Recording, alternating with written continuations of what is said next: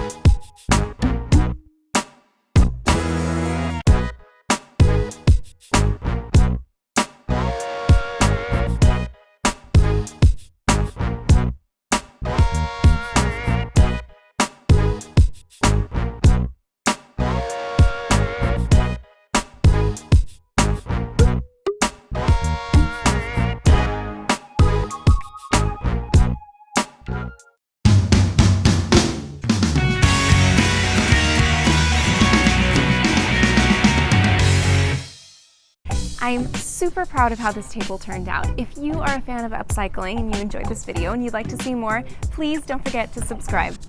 See you next time!